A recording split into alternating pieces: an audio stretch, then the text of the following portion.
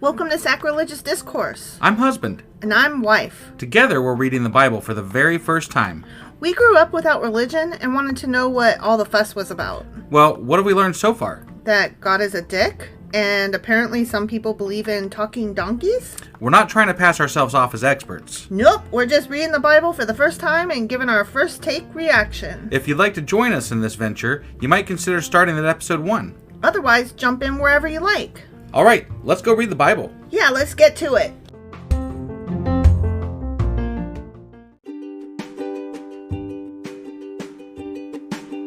Hey wife, did you know that Anchor is sponsoring our show? Really? Don't we use Anchor to distribute our podcast on Spotify and Apple Podcasts? Yeah, and we are on just about every other platform available as well, thanks to them. Why do we use Anchor as our podcasting service? Well, they make editing and distributing our show a breeze. What if one of our listeners wants to start their own podcast? Then they should head over to anchor.fm or download the app to get started. Awesome! You guys should go do that right now! Husband! Wife. Do you know what we're doing today? We're doing the wrap-up for 2 Samuel? Yeah, kind of. Normally we do, like, a summary and a pop quiz. Right. And I'm breaking up tradition this time. Oh, man. Yeah. I thought we'd do, like, a recap of 1st and 2nd Samuel and, talk about, like, what parts we forgot and... Because it's one long story. Right, and right. It broke at a really odd place. Okay. So... just to touch on some things here, we're not doing our contradictions today. No, we're doing those tomorrow. Right, so there'll be 2 episodes tomorrow, not today. Along with Sacrilegious Book Club. Right. And the weekly wrap-up. Yes. Or whatever, replay. Sorry. Mm-hmm. And so then that's all the notes I've got for today. So we're ready to go ahead and get into the episode here? Let's do it. All right.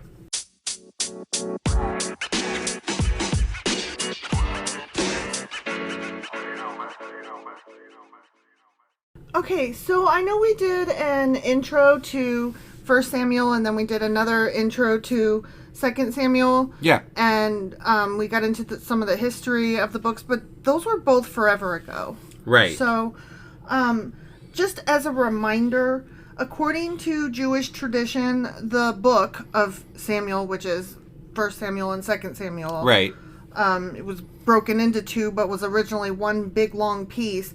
And according to Jewish tradition, it was originally written by Samuel with additions by the prophets Gad and Nathan. Because obviously Samuel dies. Right. And, a while back. But those 3 are considered prophets. Okay. So Samuel, because he was raised from the dead. Okay.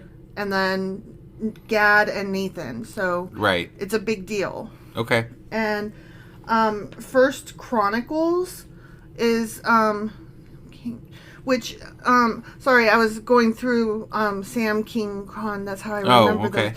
1st and 2nd Samuel, and then comes 1st and 2nd Kings, but when we get to 1st Chronicles, it apparently is an account of David's reign. Okay. So I think I mentioned that before, but it's just worth repeating because it's all very confusing and and back and forthy. Yep. So just another reminder, Samuel was the final judge.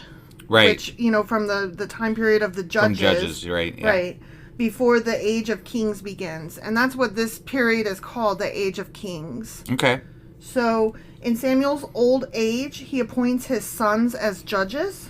Right. But because of their corruption, the people ask for a king to rule over them. Only God and Samuel didn't like that very much. Well, apparently God was like, whatever, I guess. Okay. And Samuel was like, but that's dumb. And in spite of Samuel's misgivings, God directs Samuel to grant the people their wish. Right. But I still felt like he was like, you're going to regret this type thing. Yeah, but he also told them, it's stupid, but listen, as long as you guys behave, don't worship false idols and follow every single rule to the to a T, you'll be fine. Yeah. But of course they don't. Right. So, and I mean, course never. They're not. Right. Right. I mean, to be fair, nobody ever follows any rules to the, No. I mean, that's just saying let's life. So. Yeah. Yeah. So God gives them Saul from the tribe of Benjamin, whom Samuel then anoints. The spear-throwing motherfucker. Spear-throwing motherfucker. Yeah. Saul, of course, disobeys Yahweh's instructions more than once. Yep. And his kingdom is in a constant state of war. Right. And it's just bad all the way around. Right. So Samuel rebukes Saul and tells him that God has now chosen another man to be king instead. Right. So God tells Samuel to anoint David, the youngest son of Jesse, as king. Right. Okay? And the summary that I was pulling from really managed to gloss over a lot of the discrepancies, and I'm sure. and they did it masterfully. Yeah. Because this is the way it's phrased. Saul becomes ill and David comes to play the harp for him. Saul takes a liking to David and David enters Saul's court as his armor bearer and harpist. Well, that's a nice way to put all that shit that happened. Gonna be made king, but then he wasn't. But then he was. But then he was again. Right. Yeah. Yeah. So. And not to mention, like, Saul was like, "I'm gonna kill you. I'm not gonna kill you. I'm gonna speed you. I'm gonna kill you. I'm gonna whatever." Yeah. Yeah. I'm fucking psychotic. Really interesting little wrap up there. Yeah. During a war against the Philistines, a champion named Goliath emerges. Mm-hmm. And David slings a stone into Goliath's forehead. Goliath dies. And David cuts off Goliath's head with Goliath's sword. Awesome. Goliath killer, who's not actually David, but whatever, it's David. Exactly. Saul becomes jealous of David after the Israelites start singing about how much more successful David is. Well, he did kill tens of thousands, and he only killed his thousands, so... Yep. You gotta kill more people, You gotta do it. Right. Yeah. So David joins the Philistines out of fear of Saul, but makes the Philistines believe he is attacking the Israelites. Right. I forgot all that. Yeah. Because it was so long ago. Right. Eventually, the Philistines go to war with the Israelites, and David goes with them. But meanwhile, Saul is growing increasingly anxious about the upcoming battle, but he can't get any words from God. Right. So that's when he visits the Witch of Endor. Yeah. And he contacts Samuel from beyond the grave. Right. Which is thereby makes Samuel a prophet. Sure. So Samuel reveals that the Philistines will win the battle, with Saul and his sons dying in the process. Right. So, if you trusted in that process, why would you even go to fucking battle? I wouldn't. Right. I wouldn't. I'd just be like, okay, you know what? I'm going to move to another land. Womp womp. Or I'm out, Yep. I'm done. Change of plan, guys. So, David can have the fucking land. Yep. I don't need all this. Right. When Saul is wounded during a raging battle, he asks his armor bearer to run a sword through him rather than let him be captured by the Philistines. You're right. Then he does it himself when the armor bearer refuses. Right. Okay. Yeah. Except for that, the guy then takes his crown. Remember, there's the Philistines find Saul and behead him, sending his head one way and his armor the other. And then when the citizens of Jabesh Gilead hear what has happened, they take Saul's body and perform funerary rites in their city. But don't you remember there was the guy that brought David Saul's head? I'm getting to that. Or crown, not his head, his crown. I'm getting to that. Okay. Yeah. That is actually the end of 1 Samuel. Okay. Yep. It seems like it was much shorter and more succinct than 2 Samuel, which is just crazy because it seemed awfully long when we were reading it. Yeah. So David receives news from an Amalekite messenger that Saul and his sons are dead. David orders his death for having killed God's anointed. Got it. Okay? Yeah, so that's what happened. Right. So dude is like, I'm going to get prize, and isn't it great? Yeah. And David's like, not so much. Even though he was trying to kill me, he was still God's anointed king. Right, but they also, that's one of those contradictions that we came across, because David says that he killed him, but it was actually, according to the Bible, guy. Well, no. In the one part, Saul fell on his own sword. Oh, right. And then when he goes to see David, David's like, no, you killed him. And it's like, well, I mean, did he, though? Yeah, exactly. So it's all very confusing. Right. But the whole reason that they make a point of saying that David was like, no, I can't ever kill Saul ever, even though he's trying to kill me, is because they're trying to make him out to be purposely righteous and justified to the crown. Except that he had many, many, many flaws. Oh yeah, totally. Like, I mean, if you wanted to make him be righteous, wouldn't you make him be righteous? Well, they didn't mean a righteous man. They meant righteously granted the power to be king. Got it. He came by the crown honestly. Okay. He didn't kill anybody to get it, and he didn't, take advantage or step on anybody to get where he got. Got it. He was a dick, definitely. He was a dickbag as a person. So they didn't want to. They basically went out of their way to make sure that it didn't sound like he usurped Saul's kingship. Exactly. Okay. Exactly. So, the elders of Judah then anoint David as king. Okay. Right? Yep. But Saul's son, Ishbosheth, was supported by Abner. Right. Who had taken control of the northern tribes. And so, Joab's brother, Asahel, chases Abner. Yep. And Abner kills him, which shocks everybody. Because that wasn't supposed to happen. Got it.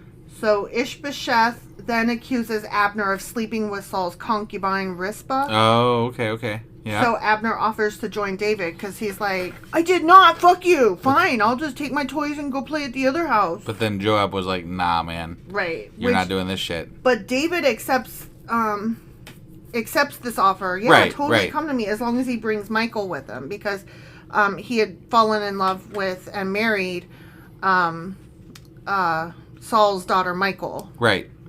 And so following the return of Michal, Abner agrees to get the elders of Israel to make David the king. Got it. And we're getting to Joab doing a murder. Right. Joab believes Abner was lying in his purpose of coming to David and kills him. So that's the first murder. Right. There's 2 more coming. Yeah. And it's important that we remember this because later on in one of the, I don't know, Kings or Chronicles or some shit. Yeah. What's his name? Joab? No. David? No. David is going to tell his son Solomon. Yeah. Whatever you do, don't let Joab go to his grave okay, because he's got blood on his hands, just so you know. Oh. Like, that's a thing that wow. Yeah. So there was some contention there. Right. That we don't read about here. But apparently he's going to tell his son, I'm not telling you what to do, I'm just saying. Right. So, deal with him however you want, but he killed a lot of people in his time that I didn't tell him to kill. Right. So, yeah, these add up.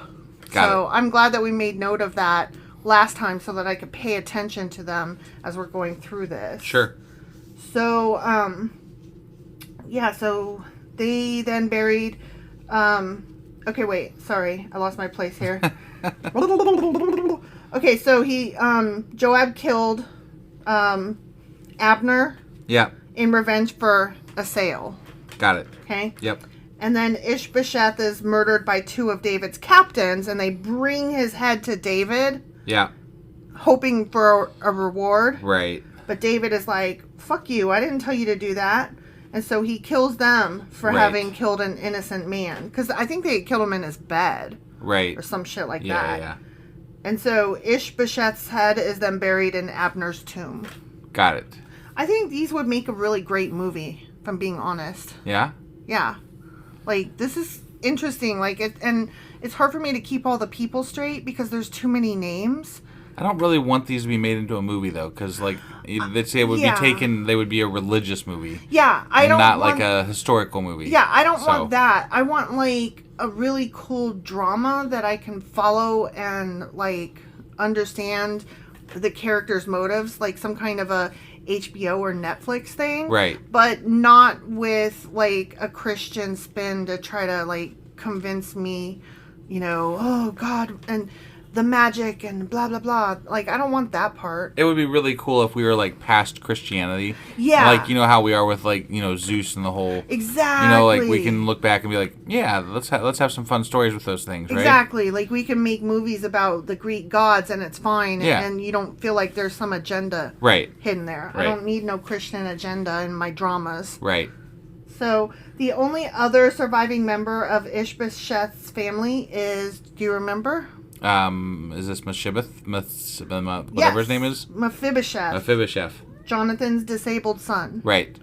And I think that it was Jonathan and David's son. Except that there was then 7 sons that they killed later. Well, they're not Ishbosheth's sons. They're his other, like, brothers' sons or whatever. Got it. And I just realized you said Jonathan and David's son, and that was funny, but I didn't. That was funny. It. Sorry. I know, you rolled right over it. Yeah. I think it's their baby. Right, yeah. But he got dropped, so he's got crippled feet. Poor guy. Yeah. So David's anointed king of all Israel. Yay! He's the king. King is king. Right. So then David captures Jerusalem from the Jebusites and takes over the fortress of Zion. Yay. Okay. I guess that's good. Whatever. I mean, yeah. He didn't hold on to it very long, though. No. So David then wants to bring the ark from Kiriath Jearim to Jerusalem. And so he puts it on a cart. Right, and that guy, like, you know, had to steady it and then died. Yeah. He employs the priests Uzzah and Ahio to accompany it. And a grand procession with musical instruments is organized. But it comes to a sudden halt when the oxen stumble. Yeah. And then Uzzah touches the ark and dies, like you said. Right. He melts. Because God didn't want him to do that. Yeah.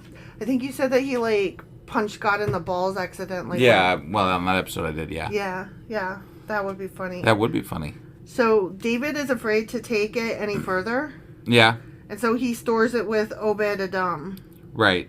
And it stays there for 3 months, and that family gets nothing but blessings. So then David's like, phew, I guess we're safe to take it back to Jerusalem. Yeah, I'll take that from you now. Yeah. No more blessings for you guys. I want some blessings. So as part of the ceremony bringing the ark into the city, David dances like a fucking loon. Right, and all the women are like, woo. Because he's swinging his dick around because he's not wearing anything but his ephod. So he's like, da boop, ba doop, ba doo. Right, but as I call him, Michael's very not happy about this. She's like, the fuck are you doing, weirdo? Right. But David's like, I wasn't dancing for you, I was dancing for God, so fuck off. And I wasn't being undignified, so eat my ass. And then Michael never gets to have any kids after that. Right, yeah. May or may not be related to the fact that she was irritated. It may or may not be that he decided not to fuck her because she made fun of him. Yeah. You know? Who could know? Right. So David wishes to build a temple, saying that it's not cool that the Ark of God, that, you know, here's David living in a fucking palace, you know, in a city of David named after him. God needs something similar. And God lives in a tent. Right. Which, I mean, that sounds right. I mean, God told them to build the fucking tent, so. Yeah. You know. Yeah. But then Nathan, a prophet, agrees. And he's like, yeah, that sounds right. But that night, Nathan has a dream in which God informs him that David should not build him a temple. Right. For 3 reasons. Okay. Do you remember the reasons? I do not. First of all, God never commanded it. So, you know, he's like, it's none of your business. I Sure. never complained about it. You're the one with the fucking problem. Right. Ephod wiener dancer. Yeah. Second, God is still working to build David and his house up to establish the Israelites in the Promised Land. I'm not sure what that has to do with. That doesn't really necessarily mean anything there, but okay. That was just, it was a reason given in the summary. I guess he's like saying, like, my palace can't be complete. I have to still live in a tent because you guys aren't done yet. Right. So, like, symbolism, blah, blah, blah. Sure. Which, boring. So, thirdly, God will establish one of David's sons as king who will build the temple, and his house will never be out of power. So that kind of goes along with the second symbol, blah, blah, blah. Okay. Like, until Israel is ready for me to live in a palace. Yeah. Like, I am only going to live in a tent. Like, God, you're weird. Right. You know? Yeah. So Nathan reports this to David, and then David prays to God, thanking him, and he's happy. Yay. Sure. Because he's like, oh, then won't build you a fucking palace. Yeah. I don't care. No fucking skin off my nose, stupid. Right. Less work I gotta do. Exactly. So then David asks around if anyone else from the house of Saul is still alive so he can show kindness to them in memory of Jonathan. Right. And then Ziba, one of Saul's servants, tells him about Mephibosheth. Right. And we were like, what about Michael, man? Yeah. Like, she's part of that house. She's a girl. Girls don't count. I know. He wants to help a dude real bad. Yeah. Plus, he's in love with David, or with Jonathan. Sure. And so he was just hoping, like, to pass on his love of Jonathan to one of Jonathan's kids. Right. So Mephibosheth gets to move in to the fucking castle and eat at his table and have all of his lands worked for him. Right. So that's awesome. Yep. And then Nahash, king of Ammon, dies, and his son Hanan, I keep wanting to say Hunan, like the Hunan house that we used to order Chinese food from. Right. But no, it's not Hunan, it's Hanan. Right. Then David sends his condolences. Do you remember this? But no. they're like, yeah, right. And, yeah. That's so where they shave the guy's beard, half beard, and make them walk around with their pants off. Right, yeah. To show off their circumcised dicks. Yeah. And yeah, so they get made fun of. But then they die for making fun of people. Pretty much. Because when David hears this, he sends Joab to lead his own army to their city. And then the Ammonites are in battle formation. But the Arameans flee from Joab, causing the Ammonites to also flee. Because remember, Joab had split up his army into 3. Right. And he's like, whoever, fights, whoever needs help, one of the other armies will go help the others. Right. But it turns out that they all fucking ran away. Sure. So the Arameans realize they can't win, so they make peace with Israel and then refuse to help the Ammonites ever again. Got it. In the following spring, Joab destroys the Ammonites. Boom. Right, that'll show him. Blows them up. Yep. While Joab is off at war, David remains home in Jerusalem. And what does he do? Collects more wives, probably. Oh no, that's where Bathsheba happened. Mm-hmm. Yeah. He's standing on the roof of his palace and he sees a naked woman performing her post-period ablutions. Right. Cleaning up, making herself holy. Right. And he learns her name is Bathsheba, and they have sex. Yeah, they do. I think that he rapes her, but right. I mean, yeah. It doesn't say one way or the other, but I am pretty given certain. the times, given how things were back then. Yeah. I mean, even if she agreed to it, like, it's not exactly like she had a choice. Right. So. But, like, I know we've talked about this already, but they just make it seem like this is one of the greatest love stories. And it's like, right. No, it's actually not. There was even a 1951 movie about the... I know. We still gotta watch that shitty thing. We do. But I don't know. There's too much good shows on right now. Right. I gotta watch The Orville. Yeah. Yeah. So, anyway, they have sex. And she becomes pregnant. Yep, she does. So... And David does not want to disclose this information. Nope. He's like, I don't want to have a baby.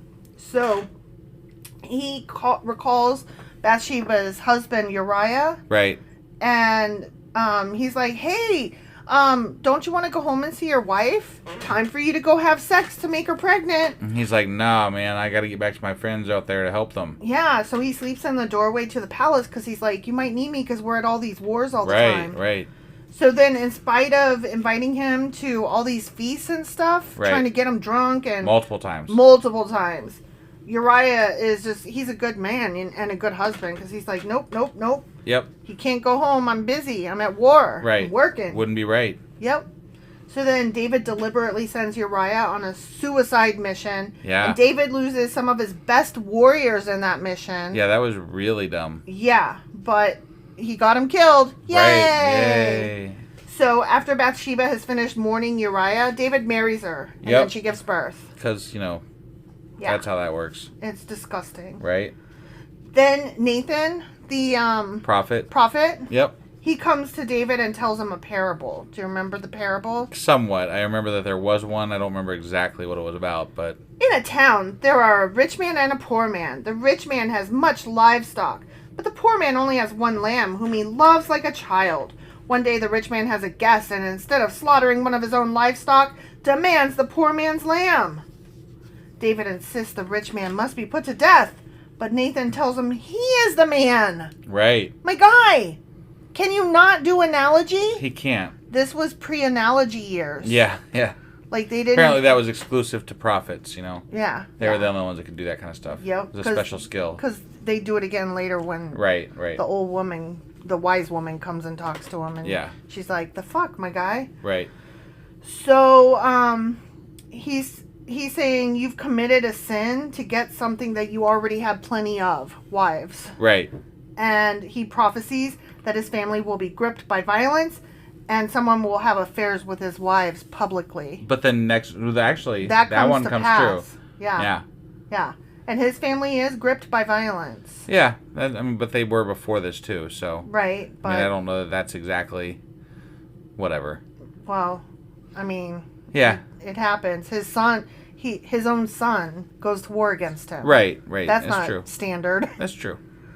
So David repents, and Nathan tells him that he is forgiven and will not die, but his son from Bathsheba will die. Right. And the child becomes ill, and then even though David spends his time fasting and praying, the kid still dies. And then once he died, he's like, I'm good. Yep.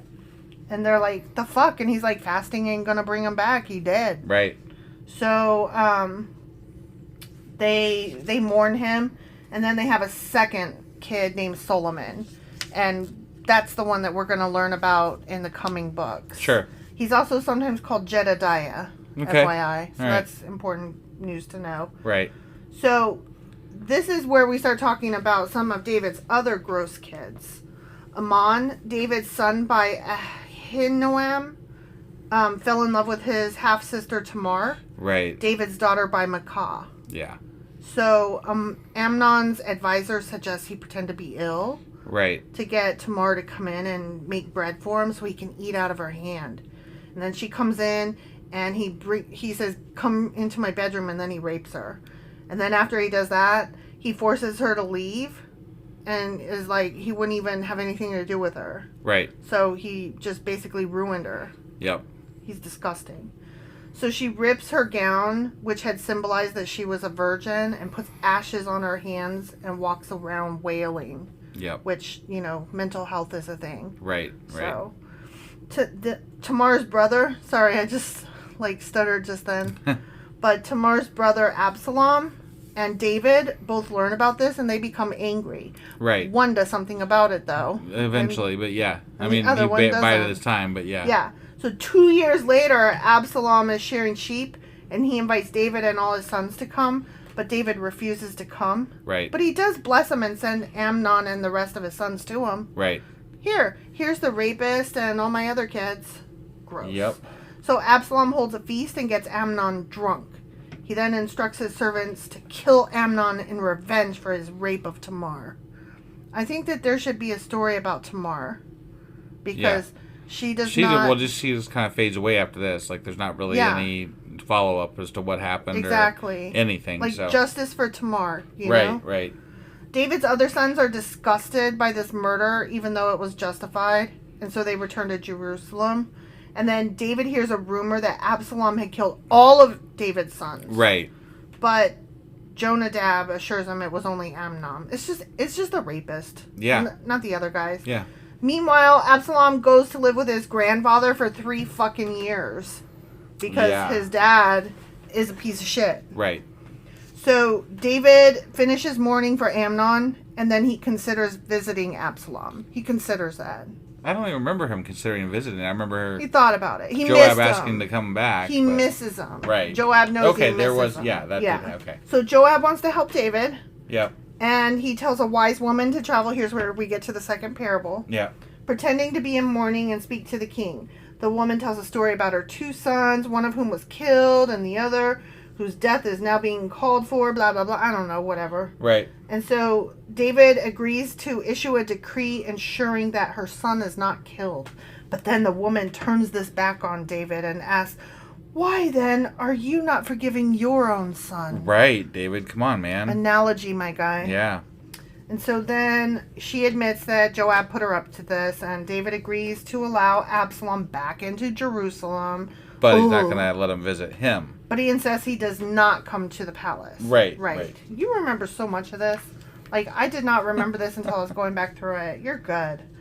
Absalom becomes popular in Jerusalem due to his great looks because he's beautiful. Had that beautiful hair and that like cut off like 25 pounds of it at one point. Yeah, for something. I don't remember what that was for, but I don't either. But something. Who cares? Yeah. Who the fuck has 25 pounds of hair? Not it. I just was, that's crazy. Not it. 2 years pass without Absalom being recalled to court, and all this time he's getting pissed. Right. So when Joab refuses to help him, Absalom sets Joab's field on fire. Yeah. And that gets Joab's attention. Yep. So then finally, Absalom manages to convince him to persuade David to allow him to come to court. Yep. So they go to court. Right.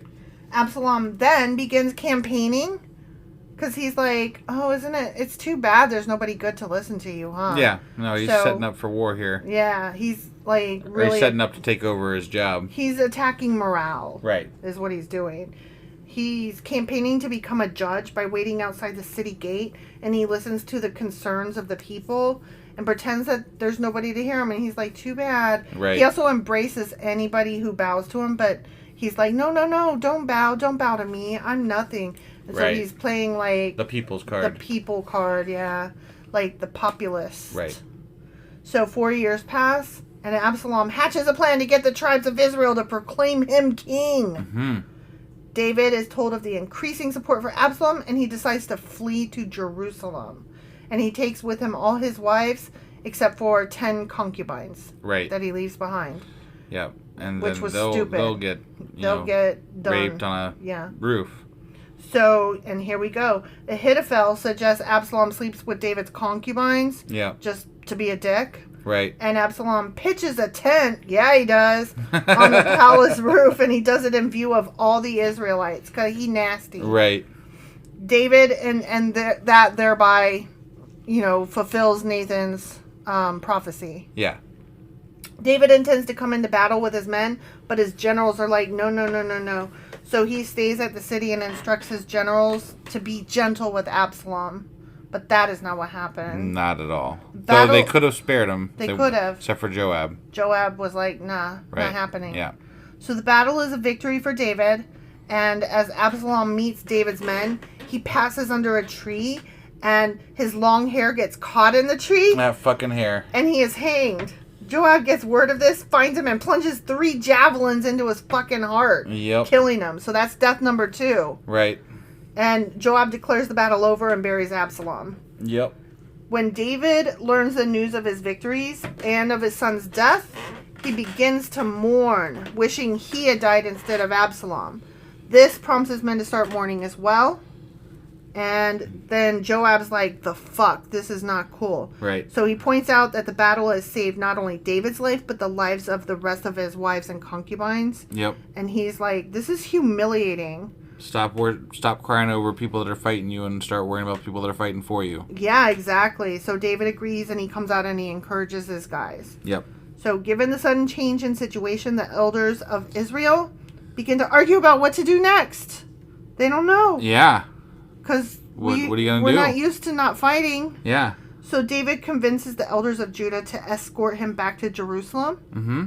And then a scuffle breaks out, because of course it does. Because they're like, why do they get to escort you? Yeah, that was ridiculous. And so in attempting to resolve the issue, a Benjaminite named Sheba, son of Bichri, launches a rebellion against David. Because we just got out of one of those. Right. And so all the tribes except Judah get into this. Right. So David puts the 10 concubines who were left behind into a guarded house and gives them pensions, but he doesn't sleep with them because they're gross now. They got raped. Right. So he allows them to live the rest of their lives as widows. Yeah, how nice of him. Yeah. Rolling my eyes, sorry. I know. I know you guys can't see that, so. Yeah. That's like that /S for sarcasm. Right.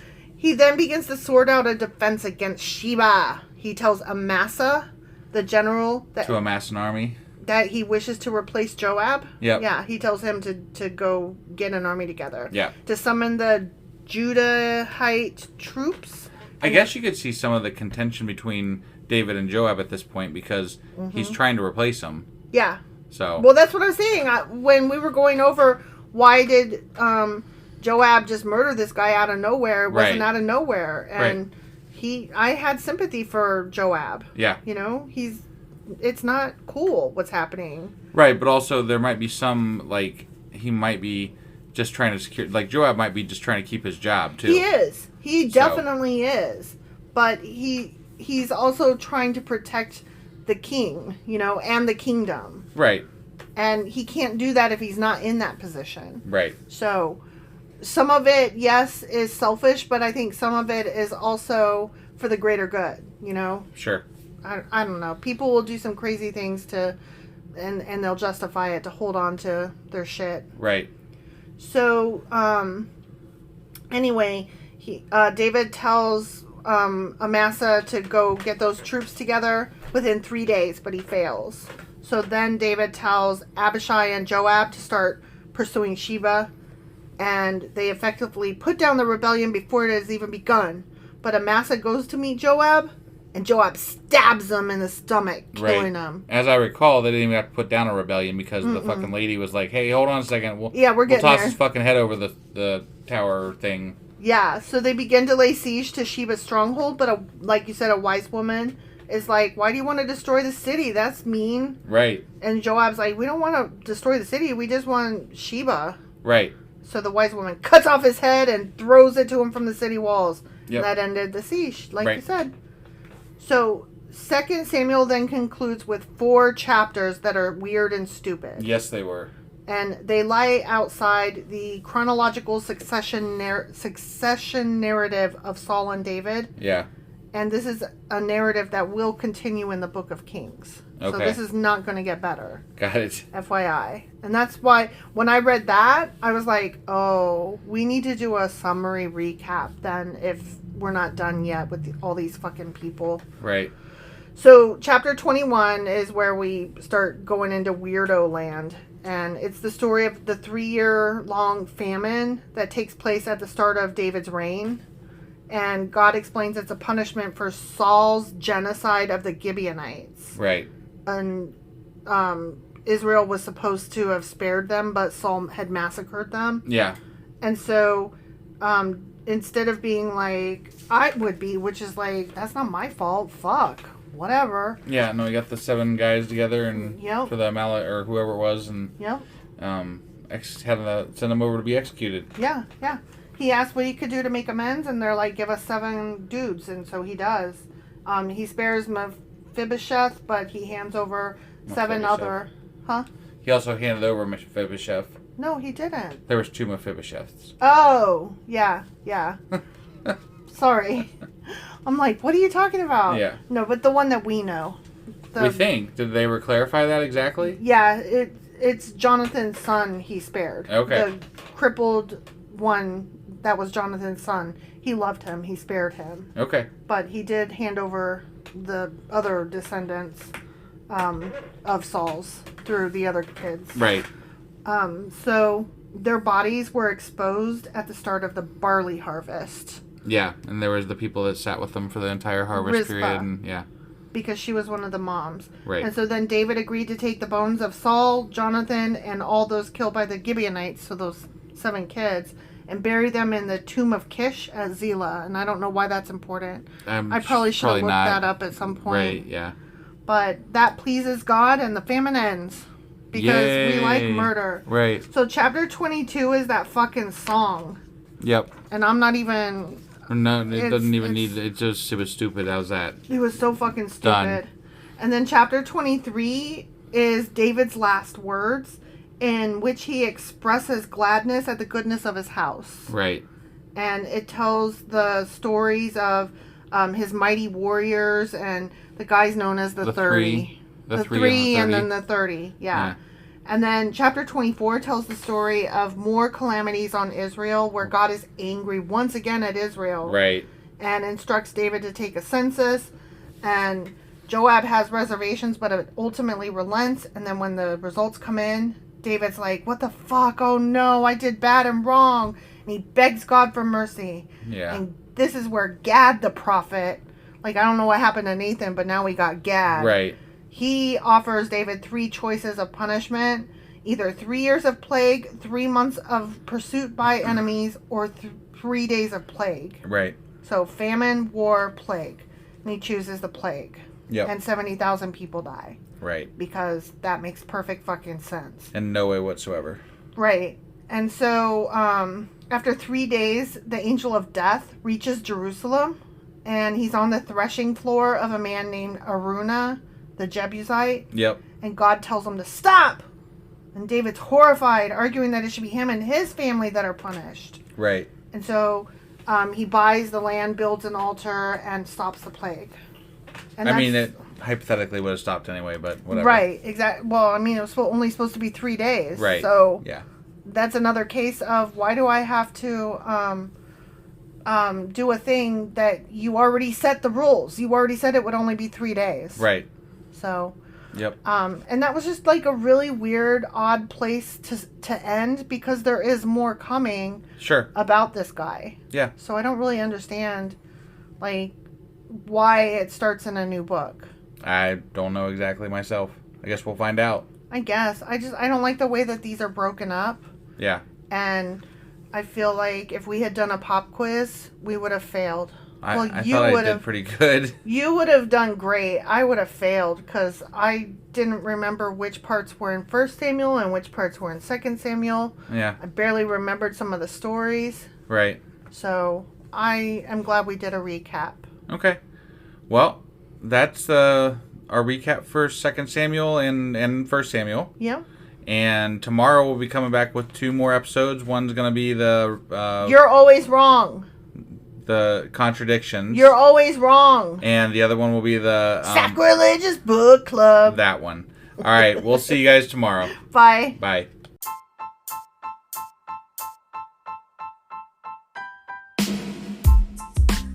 Hey, wife. I guess that's the end? But husband, that's just sad. It doesn't have to be. We are on lots of social media platforms like Twitter. Our handle there is sacrilegious_D. For D's nuts. Oh my God. Stop doing that. Anyway, we're also on Facebook, Instagram, and Pinterest. There's a link to all of our social media sites at our website. Ooh, we have a website? Yeah, it's sacrilegiousdiscourse.com, where you can also find a link to our merch shop. We have a merch shop? Yep, we have podcast-themed clothing, mugs, notebooks, and more, as well as an atheist and science-themed products. Wow, our fans should really go check that out right now. Definitely. They can get in touch with us by sending an email to sacrilegiousdiscourse@gmail.com. But before they do that, we could really use some help. Oh yeah? With what? Well, it's not free running the podcast, and we need some financial support in order to get better equipment, which will free up time so we can concentrate on our podcast and our fans. Okay, so what should they do? Head over to patreon.com/sacrilegiousdiscourse and sign up as a contributor on our podcast. Supporters there receive additional bi-weekly episodes that we record just for our Patreon members for as little as $2 a month. Also, we'd really appreciate it if you would like and subscribe on whatever platform you're using. And Apple Podcast reviews help us out tremendously. Like and subscribe. Leave an Apple review. Join us on Twitter. Support us on Patreon. That's a lot of instructions. Don't forget to say thanks. Thanks. Okay, bye.